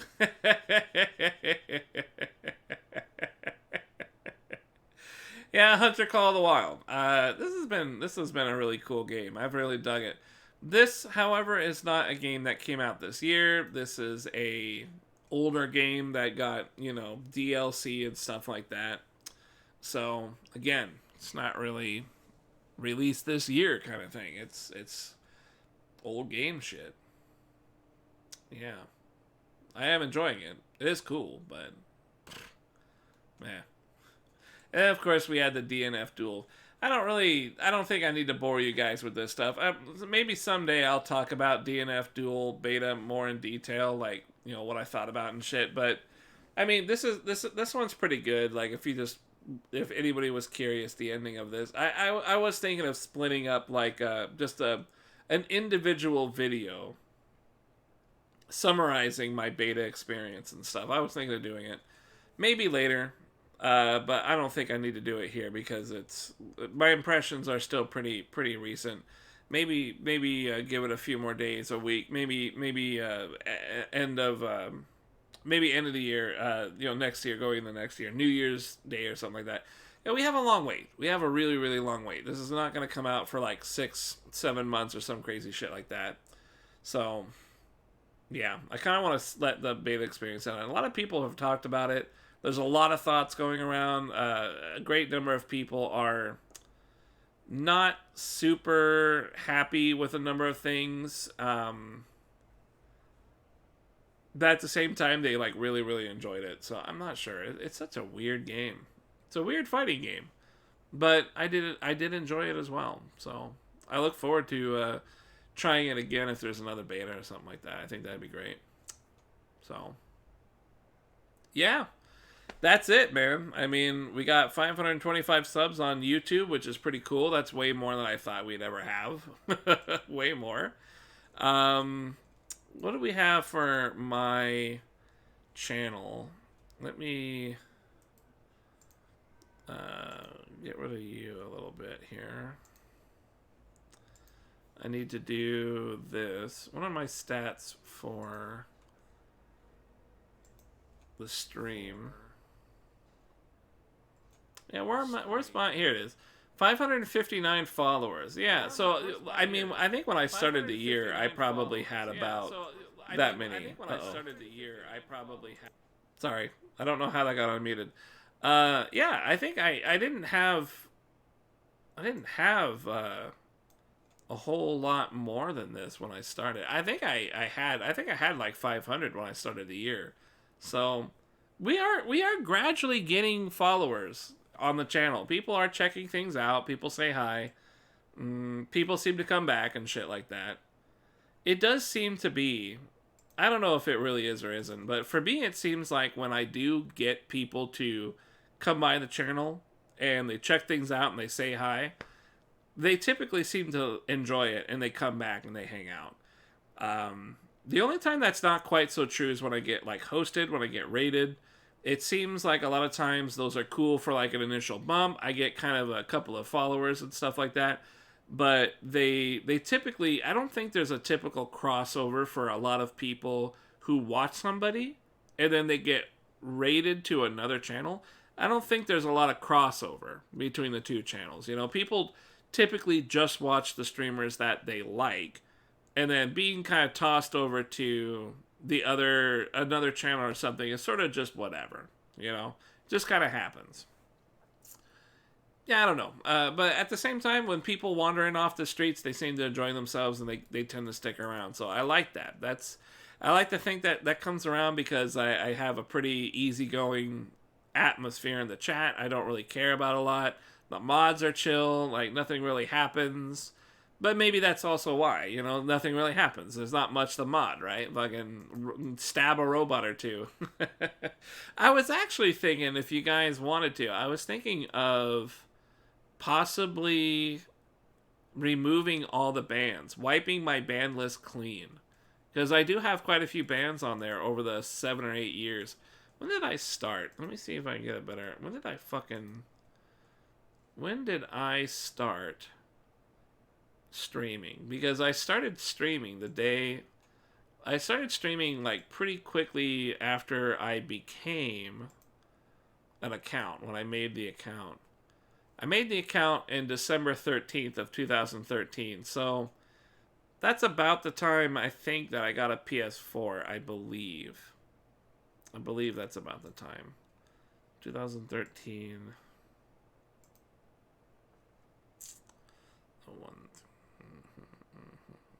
Yeah. We've hit 8 years, man. I've been streaming for 8 years, and I think about maybe 5 years of that I've been an affiliate, whatever that means. That was a weird thing when they pushed that out. Yeah, that's a long time, man. It's a long time to be streaming, but it's satisfying and it's fun.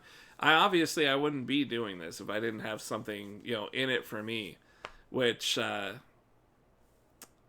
guess that's kind of a dying thing on Twitch. You know, you see a lot of people that stream, but a lot of the passion for streaming, like the interaction, a lot of the kind of the grassroots stuff of streaming has really been downplayed significantly. It's much more about finding a gimmick and selling yourself and stuff like that, and that's all well and good for like a show. But what about like personalities? You know, people that you can associate with, you can maybe even glean information from and shit like that. It seems like a lot of people gravitate towards, you know, just a couple of big time streamers. They do their little song and dance, you know, their monkey show or whatever, and then that's it. You know, that's all they tune in for, and then that's over. It just didn't used to be that way. It used to be very different. But at the same time, you can't stop progress. I mean, it's probably a result of being acquired by Amazon, and Amazon wanting to turn this into more of a profitable platform. Maybe that's just kind of the nature of it, you know, how it has to go. But there's still room for guys like me, right? I mean, there's still room. You can stream. You don't have to worry about shit. You can just play games, do whatever, meet people, see what happens. Like, you don't have to join the treadmill if you don't want to. And judged by my size, I'm not getting near a treadmill anytime soon. So,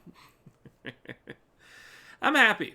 I'm happy. Every year I think I say I'm happy, and I hope you guys are happy. We've made good progress in terms of the channel. We have subs this year. We have lots more emotes this year. We've got cooler emotes this year. You guys watched more, even though I streamed less, and we got more followers this year. So it's like, everything was good. It's just, it was only like good by some measure, you know, not an amazing leap. There was no explosions this year, But that's okay. It doesn't need to happen like that. Just the fact that we are enjoying ourselves is all that matters. So that's that. I've been wanting to review this for a while. I've been thinking about it quite a lot. I probably would have rambled on a lot more about some of those games, but yeah, I mean, just going back and like thinking about all the games we played this year, like even now I kind of forget them, even though we just went through it. There was no real games this year. They just kind of sucked. Fucking, I don't know. Do you guys want to look at like Twitch clips or anything before we head out? Like, I'm getting very hungry. I want to get going, but I think maybe let me just browse really quick the channel clips. I want to see if anything interesting, because the clips are you guys. You're the ones that make the clips. Number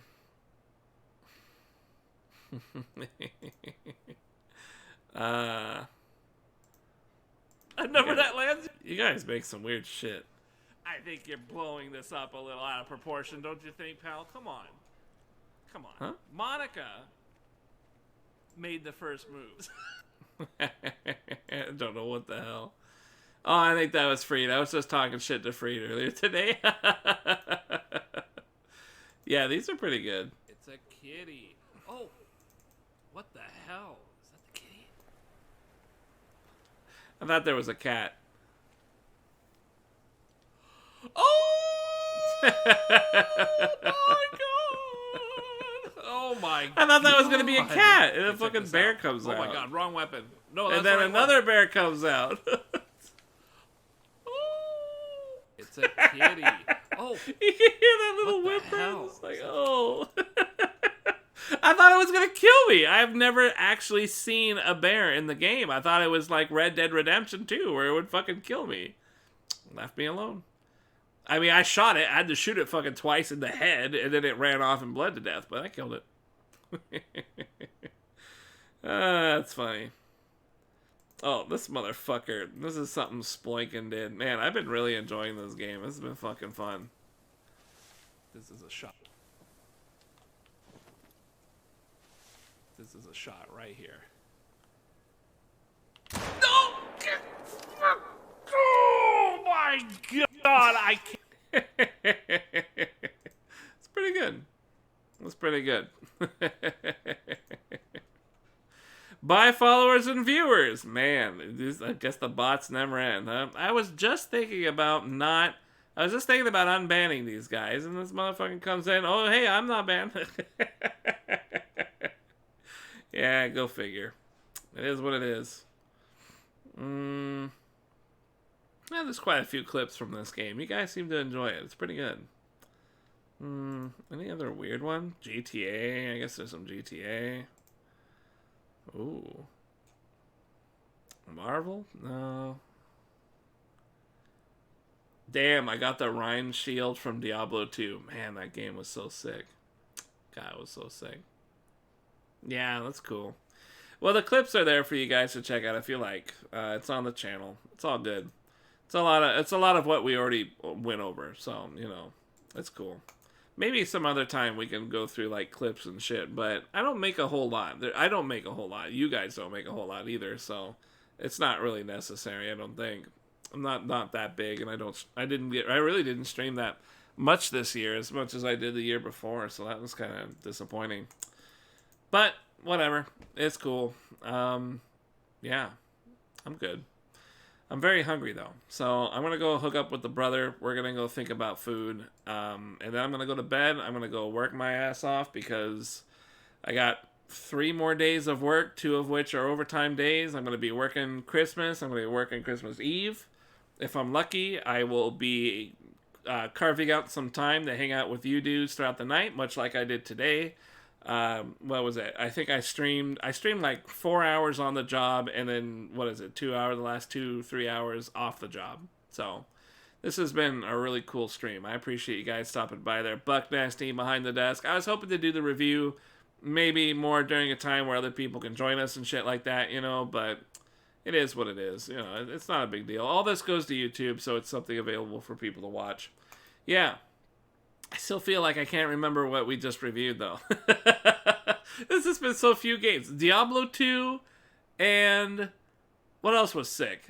Diablo 2 and Valheim. Valheim at the start of the year, Diablo 2 at the end of the year, and some Guilty Gear Strive in the middle. That's the year. That's what this year was. I'm going to remember it that way. That's what this year was. Valheim at the start, Diablo 2 at the end, and then Guilty Gear Strive in the middle. The whole year. Wow. All right. Listen, I'll catch you guys later, all right? Thanks again. Appreciate it very much. You guys make this place wonderful. I'll see you next time, all right? Peace out.